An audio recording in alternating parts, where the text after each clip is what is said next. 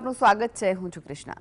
દર્શક મિત્રો, સારો વિચાર જીવનને સાચી દિશા આપે છે। તો આજના વિચાર સાથે શરૂ કરીએ આપના ભાગ્યના દર્પણને રજૂ કરતો અમારો વિશેષ કાર્યક્રમ ભાગ્ય દર્પણ।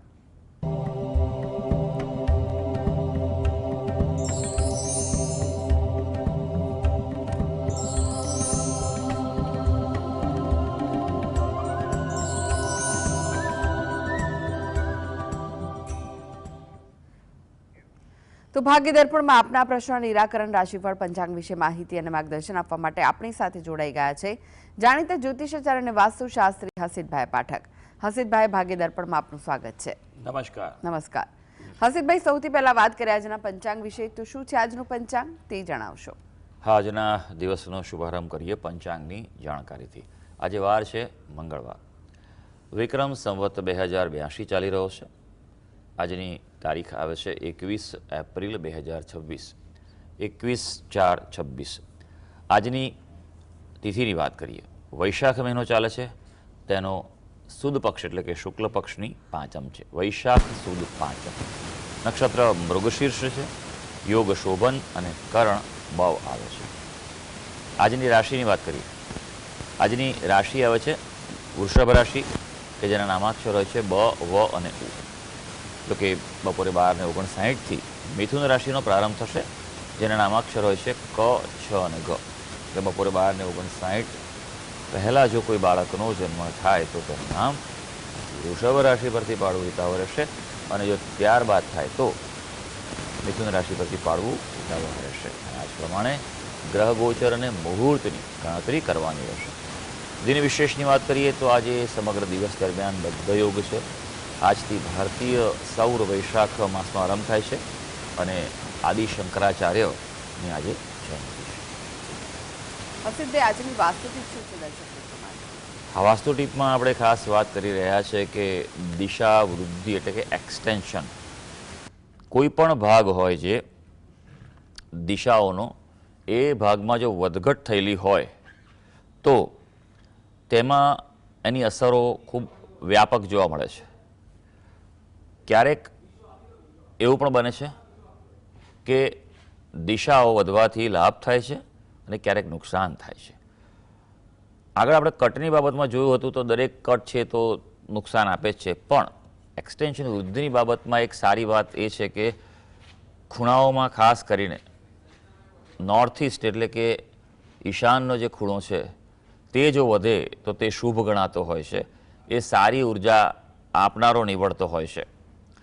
એટલે અહીંયા જો વધારો થતો હોય ઘરમાં, પ્લોટમાં, કોઈ પણ રીતે આકારમાં, તો તે સારો રહેતો હોય છે અને શુભ નીવડે છે, સર્વે પ્રકારે પ્રગતિ કરાવનાર છે। પણ હા, એમાં એક વાતનું બીજું પણ ધ્યાન રાખવું જરૂરી છે કે અહીંયા આ ભાગ અંધારો ન હોવો જોઈએ, વજન ન હોવું જોઈએ, આ વાતનું વિશેષ ધ્યાન રાખવું જરૂરી છે। હસીતભાઈ, તમે જોડાયેલા રહેશો આગળ જે રાશિઓ છે તેનું રાશિફળ આપણી પાસે। તો ભાગ્ય દર્પણમાં આગળ વધીએ તે પહેલા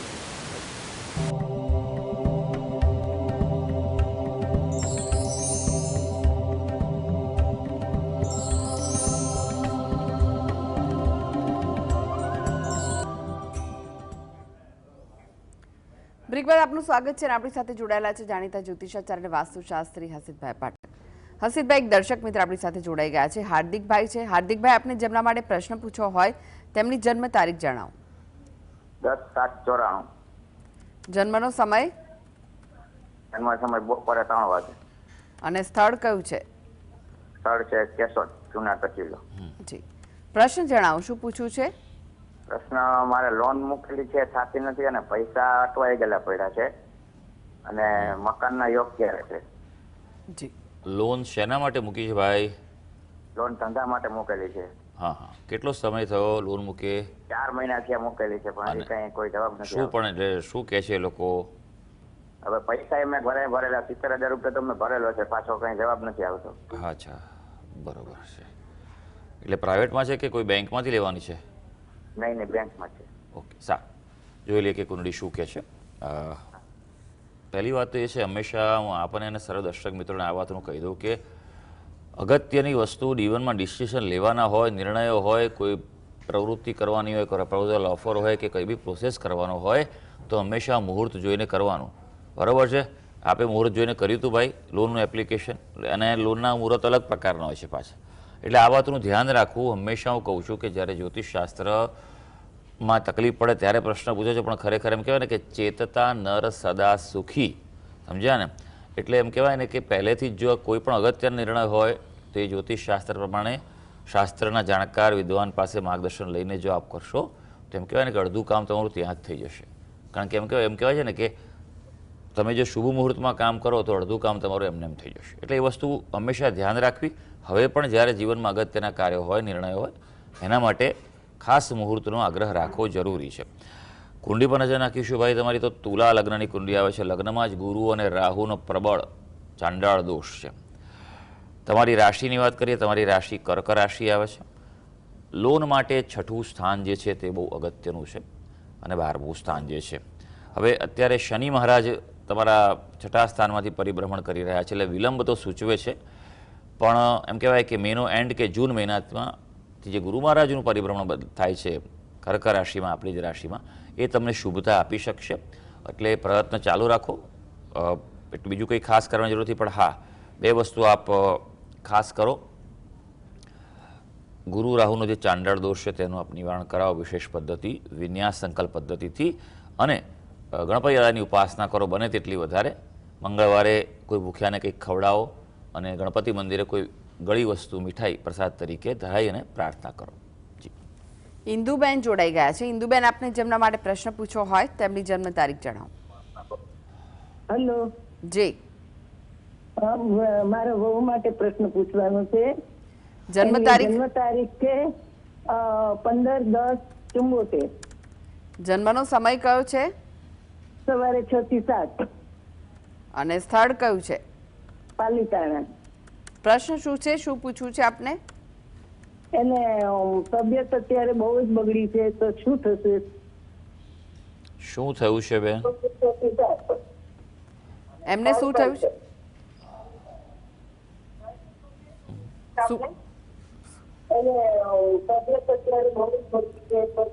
ઇન્દુબેન, એમને શું થયું છે? પેટનું કેન્સર છે. એને પેટનું કેન્સર છે. ઓકે. કેટલા સમયથી છે?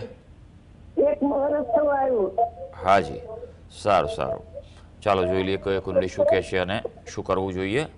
જો પહેલી વસ્તુ છે કે જે પણ પ્રમાણે મેડિકલ ટ્રીટમેન્ટ ચાલતી હોય એ પ્રોપર રીતે કરાવી જ દેવાની, એમાં કોઈ ફેરફાર કરતા નહીં. આ બીજા બધા ઉપાયો છે એ બધા પણ આપણે કરી શકીએ છીએ અને જરૂરી છે. ઘણીવાર એમ કહેવાય છે કે દવાની પણ દુઆ કામ કરી જતી હોય છે, પણ દવા અને દુઆ બંને સાથે હોવી જોઈએ. આ વાતનું ધ્યાન રાખવાનું છે. કન્યા લગ્નની કુંડી આવે છે. કન્યા રાશિમાં ચંદ્ર છે. અત્યારે 12મા સ્થાનમાંથી કેતુ ચાલી રહ્યો છે, એટલે નવેમ્બર સુધીનો સમય થોડો સાચવવાનો છે. એટલે કોઈ પણ પ્રકારે રિસ્ક ન લેતા વ્યવસ્થિત ટ્રીટમેન્ટ કરાવજો. આ પહેલી વસ્તુ છે. શનિ મહારાજની દશા ચાલે છે. શનિ મહારાજ પણ રોગસ્થાનના સ્વામી છે અત્યારે, અને ત્યાંથી રાહુ ચાલે છે. એટલે ચેકઅપ પ્રોપર કરાવજો. બરાબર છે? એવું હોય તો એક ઓપિનિયન એક્સ્ટ્રા લેજો. બરાબર છે? એ જરૂરી છે. ઘણીવાર જ્યારે રોગસ્થાનમાંથી રાહુ મહારાજનું પરિભ્રમણ હોય છે ત્યારે નિદાનમાં ચૂક થવાનો, ભૂલ થવાની સંભાવના પણ કોઈકવાર હોય છે. એટલે થોડીક વધુ ચોકસાઈનો આગ્રહ રાખજો.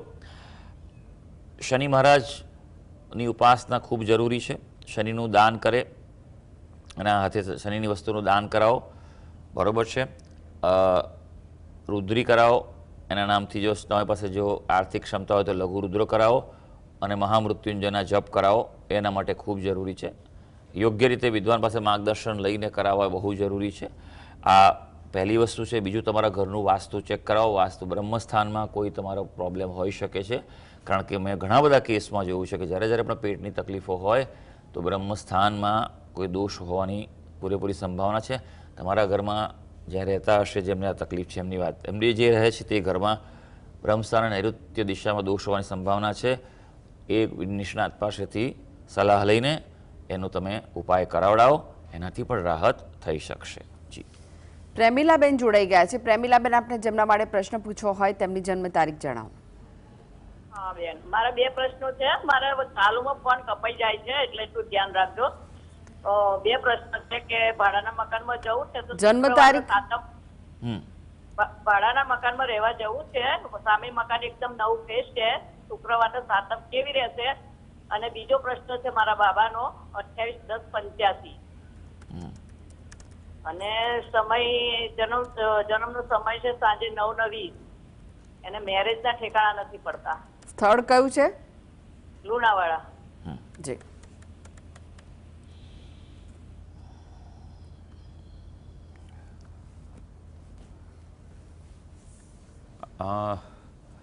જુઓ, ઈ કુંડળીના યોગ કરતાં તમારો પહેલો પ્રશ્ન છે તેની વાત કરી દઈએ. સૌથી પહેલી વાત છે કે ભાડાના ઘરમાં જાઓ કે પોતાના ઘરમાં જાઓ, પહેલાં તો વાસ્તુ ચેક કરાવવું જરૂરી છે. વાસ્તુ દોષનું નિવારણ કરાવવું જરૂરી છે. વાસ્તુની અસર પડતી હોય છે દરેક વ્યક્તિને, પોતાનું ઘર હોય કે ના હોય, પણ જો રહેતા હો તો તમને અસર થશે જ એ ઘરની, બરાબર છે. તમારું ઘર તમે ન રહેતા હોય ને તમારા નામે ઘર હોય તો પણ એ વાસ્તુ તમને અસર કરશે. આ બધી વસ્તુઓનું ખૂબ ધ્યાન રાખવાનું છે, બરાબર છે બેન? તમે પ્રશ્ન પૂછો છે તો સારો દિવસ છે સાતમનો, એ જઈ શકાય, બરાબર છે. પણ તેમ છતાં મુહૂર્ત કરાવવામાં સમય લાગે, ચંદ્રબળ જોવાનું અને જેના નામે છે તે બધી વસ્તુઓ, બરાબર છે. તો વિદ્વાન જ્યોતિષી પાસેથી માર્ગદર્શન લઈને આગળ જજો. એમાં મુહૂર્ત અને સમય પણ બહુ અગત્યનું છે. એટલે જઈ શકાય ખરું, અત્યારે શુભ સમય છે. હવે જેની કુંડળી છે તેના વિશે લગ્નનો આપણો પ્રશ્ન છે. મિથુન લગ્નની કુંડળી આવે છે. સપ્તમ સ્થાનનો અધિપતિ ગુરુ મહારાજ અહીંયા મકરના નીચના થયા છે, એટલે એમ કહેવાય કે ધાર્યા કરતાં ઘણો વિલંબ થઈ ચૂક્યો છે. ઉપરાંત ગ્રહણ દોષ પણ છે આ કુંડળીમાં. શનિ મહારાજ 6ઠા સ્થાનમાં છે અને દ્વિગ્રહણ દોષ છે. એટલે યોગની જો વાત કરવામાં આવે તો એક મધ્યમ યોગ જૂન મહિના બાદ છે, એ લગભગ 1 વર્ષ જેવો ચાલશે. આપ પૂરેપૂરો પ્રયત્ન કરજો. હા, કુંડળીમાં મંગળ છે. આમ તો બધા કે 28 વર્ષ થઈ ગયા એટલે મંગળ ન ગણવો પણ એવું નથી. મંગળ મેળાપકમાં ધ્યાને લેવો જરૂરી હોય છે. દ્વિગ્રહણ દોષનું નિવારણ કરાવો, ગુરુ ગ્રહનું અનુષ્ઠાન કરો અથવા કરાવડાવો, વિધિવત રીતે કરાવો, કારણ કે અહીંયા ગુરુ ગ્રહની પ્રબળતા ખૂબ જરૂરી છે. દરરોજ દત્ત બાવનીનો પાઠ કરો, ગુરુવારે સમય હોય તો 52 દત્ત બાવની કરો અને પીપળાને જળ ચડાવો. આટલું નિયમિત કરશો તો ઘરમાં શુભતા આવી શકશે. હસીબભાઈ, હવે રાશિફળની વાત કરી. રાશિમંડળની પ્રથમ 3 રાશિ મેષ, વૃષભ, મિથુન રાશિના જાતકોનો આજનો દિવસ કેવો રહેશે? હા, શરૂ કરીએ આજના દિવસનું રાશિ ભવિષ્ય. સૌથી પહેલી રાશિ મેષ રાશિ, જેના નામાક્ષર છે અલ અને ઈ. પર્યટન ક્ષેત્રે જોડાયેલા વ્યક્તિઓ માટે આજે દિવસ સારો છે, લાભકારી છે. સંતાનોની આજે સફળતા થાય તેની ખુશી તમને મળશે. અને હા, સ્વાસ્થ્યમાં થોડું ધ્યાન રાખજો. નિયમિત કસરત લાભદાયી છે. હવે વૃષભ રાશિ, જેના નામાક્ષર છે બ અને ઉ. ભાઈ, વૃષભ રાશિના વ્યક્તિઓ માટે જો આજે નવીન સંબંધોની શક્યતા છે, એટલે અંગત બાબતે હોઈ શકે કે તમારા કાર્ય બાબતે, અને જો બને સંબંધો તો એ બાબતે આગળ વધવાની સલાહ છે. વિદ્યાર્થીઓ માટે પ્રગતિ છે અને સ્વાસ્થ્ય આજે તમારું સારું રહેશે.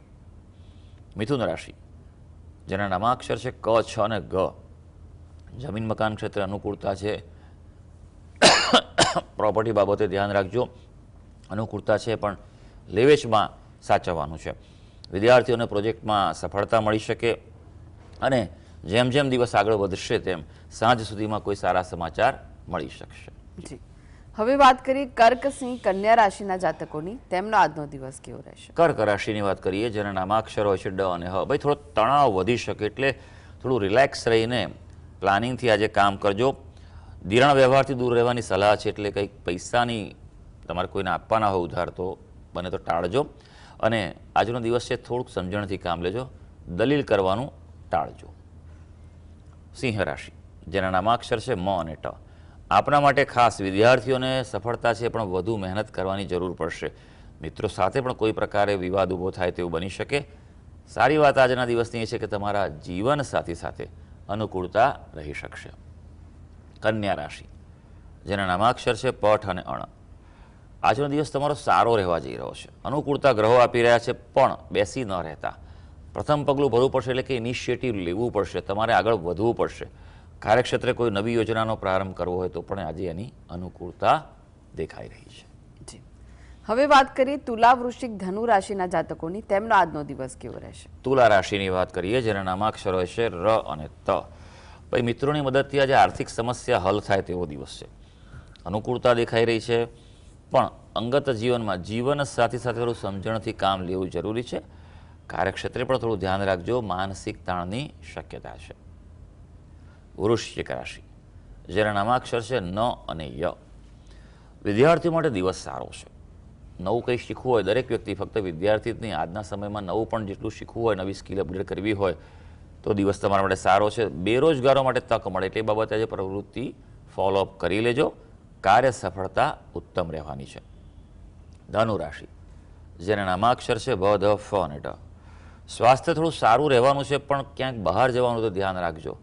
પ્રવાસમાં જવાનું હોય તો કંટાળો રહી શકે, તણાવ પણ તમને થાય, માટે એકદમ અત્યંત આવશ્યક હોય તો જ જજો. હા, વ્યવસાયમાં ફાયદો રહેવાનો છે. જી, હવે વાત કરીએ અંતિમ 3 રાશિ મકર, કુંભ, મીન રાશિના જાતકોની. તેમનો આજનો દિવસ કેવો રહેશે? મકર રાશિ, કે જેના નામાક્ષર છે ખ અને જ. બે આપના માટે મહત્વપૂર્ણ કાર્યોમાં થોડું ધ્યાન રાખવું પડશે. ચૂક કરશો તો તમે ચૂકી જશો. હા, કાર્યો સમયસર પૂરા થાય તેવું છે, અને ગ્રહો સૂચવે છે કે આજે થોડું તમારા જીવન સાથી સાથે વધુ સમય વિતાવજો. કુંભ રાશિ, જેના નામાક્ષર છે ગ, સ, શ અને શ. મહેનતનું સુખદ પરિણામ મળી શકે તેવો આજનો દિવસ છે. આજે ઉપરાંત તમને નવી બાબતોમાં વધુ રસ રહેશે, નવું કંઈ શીખવું છે, જાણવું છે, અને આજે કોઈને કોઈ રીતે ગ્રહો એમ સૂચવે છે કે ફાયદો થવાની સંભાવના છે. મીન રાશિ, જેના નામાક્ષર છે દ, ચ, ઝ અને થ.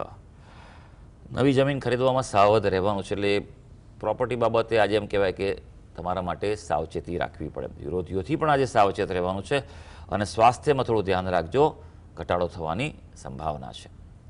તો સર્વે દર્શક મિત્રોનો આજનો દિવસ શુભ અને મંગળકારી જાય તેવી ઈશ્વરને અભ્યર્થના.